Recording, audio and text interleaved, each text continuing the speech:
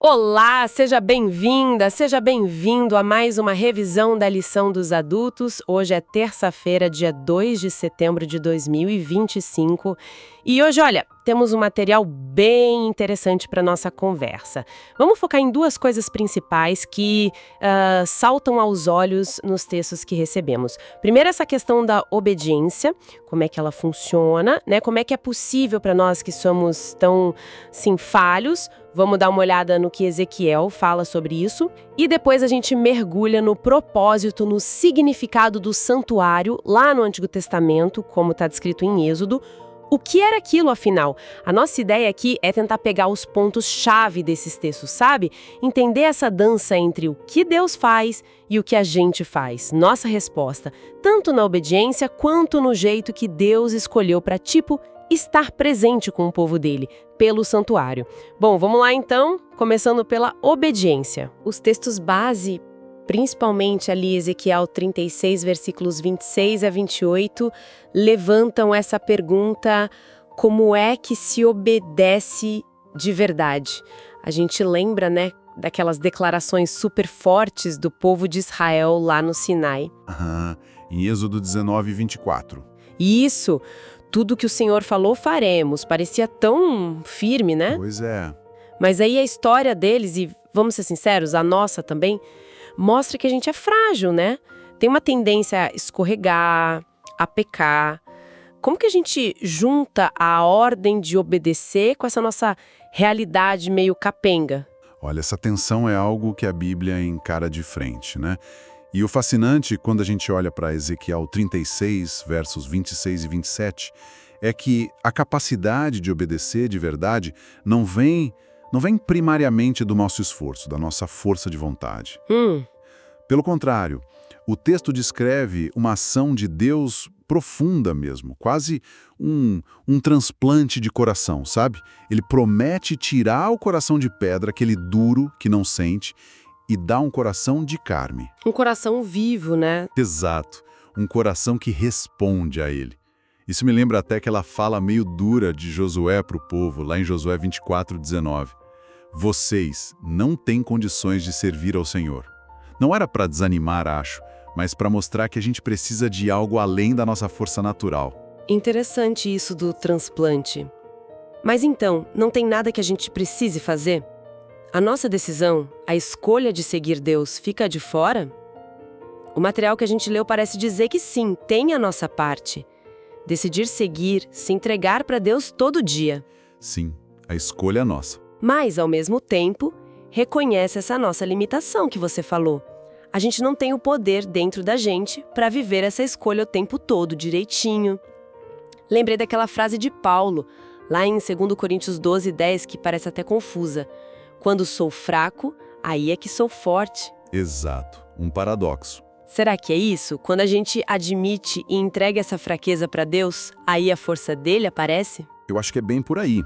E se a gente olha o quadro maior ali em Ezequiel 36, tipo dos versículos 24 até o 30, a ênfase na ação de Deus é muito forte. É verdade. É quase Deus dizendo, deixa comigo. Repara como ele repete eu vou trazer vocês de volta, eu vou purificar, eu vou tirar o coração de pedra, eu vou dar um coração novo, eu vou pôr o meu espírito, eu vou fazer vocês andarem nos meus caminhos. Nossa, esse eu farei é impactante. É demais. O versículo 27 é a chave. Porei dentro de vocês o meu espírito e farei com que andem nos meus estatutos. Quer dizer, a obediência aqui é apresentada quase como um resultado dessa obra de Deus dentro da gente. É um presente, uma capacitação que vem dele. Textos como Filipenses 2,13 reforçam isso, né?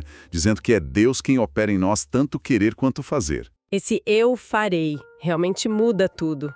Não é se esforcem mais, mas deixem eu transformar vocês para que consigam andar. Só que isso levanta aquela pergunta prática, né? Que o material até menciona meio por cima.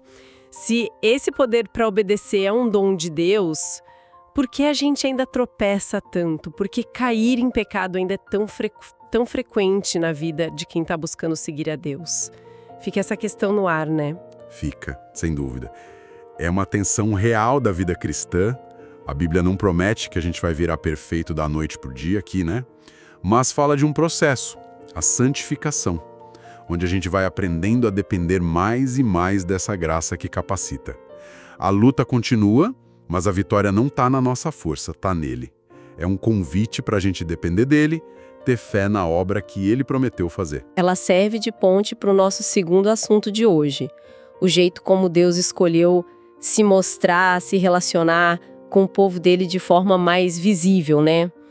Lá no Antigo Testamento, pelo santuário. Os textos que a gente viu falam que as cerimônias, a estrutura toda apontavam para Jesus, ilustravam o plano da salvação de um jeito concreto. O começo de tudo é aquela ordem direta em Êxodo 25, verso 8. Eles me farão um santuário para que eu possa habitar no meio deles. É curioso pensar nisso porque Deus já estava ali com eles, né?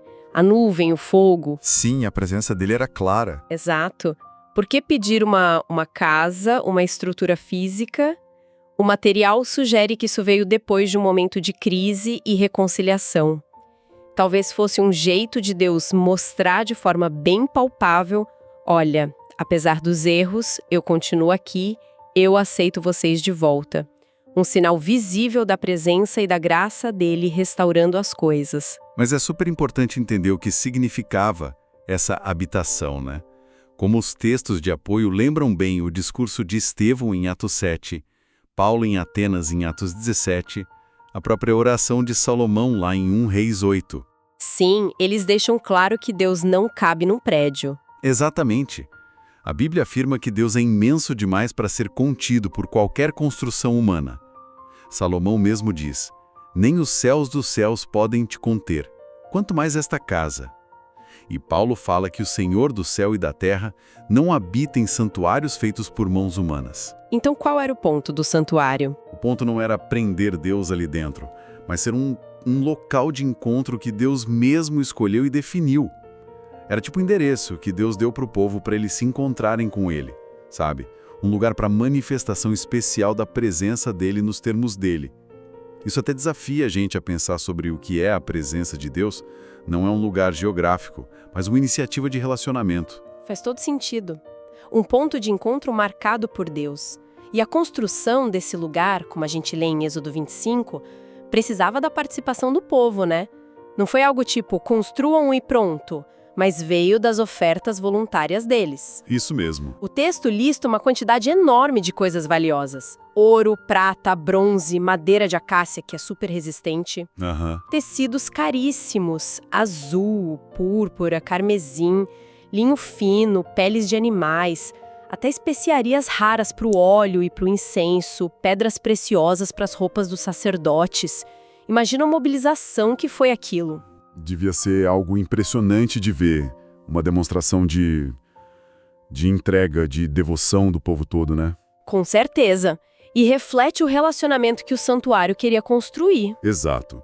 E o jeito de construir era, nossa, super específico. Os capítulos 25 a 27 de Êxodo parecem um manual de instruções divino. Cada coisinha do tabernáculo, a tenda em si, a arca da aliança com as tábuas da lei dentro, a mesa dos pães, o candelabro de ouro, a menorá. Os altares, os véus. Sim, o altar de bronze para os sacrifícios lá fora no pátio e o altar de ouro para o incenso, dentro do lugar santo. Os véus separando os espaços, as cores, as medidas, tudo tinha um porquê, instruído por Deus a Moisés. E um ponto que o texto repete é que Moisés tinha que fazer tudo segundo o modelo que Deus mostrou para ele lá no monte. Esse modelo que Deus mostrou, isso é interessante. Quer dizer que não foi uma invenção de Moisés. Ele copiou algo que viu. O que isso significa? Aí é que a coisa fica mais profunda ainda. A conexão com o Novo Testamento, especialmente com Hebreus capítulos 8 e 9, é crucial aqui, como os nossos materiais apontam. Esse modelo aqui da Terra era, na verdade, uma representação, uma figura, quase uma sombra do verdadeiro santuário que existe lá no céu. Uma sombra. O tabernáculo aqui cumpriu um papel super importante para ensinar.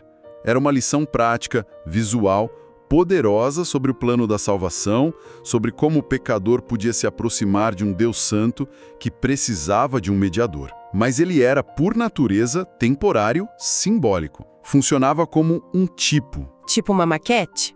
Isso, perfeito. Uma maquete, um símbolo que apontava para a realidade maior, para o antipo, que é Cristo e o trabalho dele como nosso sacerdote lá no santuário do céu. Entendi. Então o santuário da terra era tipo um trailer do que ia acontecer de verdade no céu? É uma boa imagem, sim. Um trailer cheio de significado, ordenado por Deus, toda aquela complexidade das cerimônias, os sacrifícios de animais, o trabalho dos sacerdotes, os rituais diários, anuais, tudo isso apontava para o sacrifício perfeito de Jesus na cruz e para o trabalho que ele continua fazendo por nós como sumo sacerdote no céu. Faz sentido. Por isso que, quando Cristo morreu, aquele sistema todo aqui da Terra perdeu a validade cerimonial. O evento que marca isso de forma dramática, que os evangelhos contam e nosso estudo destaca, é o véu do templo se rasgando de cima a baixo, bem na hora da morte de Jesus. Aquele véu enorme que separava tudo. Exato, o véu que separava o lugar santo do lugar santíssimo, onde a presença de Deus se manifestava mais intensamente. Ele se rasgare e de cima para baixo, de forma sobrenatural, foi o sinal, o caminho para a presença direta de Deus agora está aberto para todo mundo, por causa do sacrifício de Cristo. O símbolo encontrou a realidade. A maquete deu lugar ao prédio real. O sistema da Terra ficou obsoleto porque a realidade que ele anunciava finalmente chegou. Uau! Juntar esses pontos todos dá uma clareza muito grande. Então, resumindo o que a gente conversou hoje, com base nos materiais, temos duas ideias principais que se conectam, né? Primeira, a obediência. Ela não é vista só como um dever pesado, fruto do nosso esforço, mas como algo real, possível por causa da transformação que Deus faz dentro da gente. Aquele transplante de coração de Ezequiel. A força vem dele pelo Espírito Santo. Exatamente. É obra da graça, não só para perdoar, mas para capacitar a gente a viver diferente. E segundo, o santuário terrestre. Ele era bem mais que uma tenda chique ou um templo bonito.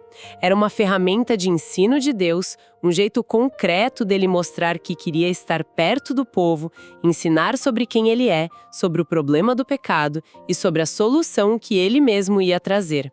Era um modelo, uma sombra. Isso. Que apontava o tempo todo para a realidade maior e final que a gente encontra em Jesus Cristo e no trabalho dele lá no santuário do céu. Perfeito.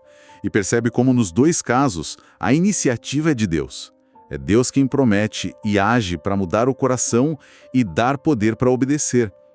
E foi Deus quem tomou a iniciativa de mandar construir o santuário, dando um jeito visível e compreensível de mostrar sua presença e ensinar a salvação, já antecipando Cristo. A estrutura aqui da terra, com todo aquele simbolismo, era uma sombra das coisas reais do céu, como Hebreus deixa bem claro. E pensando nisso tudo, que o santuário físico era um modelo para o céu e que Deus quer essa mudança interna, um coração novo para a gente poder obedecer, um material, nos deixa com uma pergunta para a gente pensar, né? Como que entender essas coisas antigas, essa dinâmica de presença de Deus, sacrifício, mediação, transformação interna, como isso pode mudar o jeito que a gente busca se conectar com Deus hoje? Boa pergunta. A gente não tem mais um templo físico central, com rituais como ponto de encontro obrigatório. A promessa agora é o Espírito Santo morando dentro de quem crê.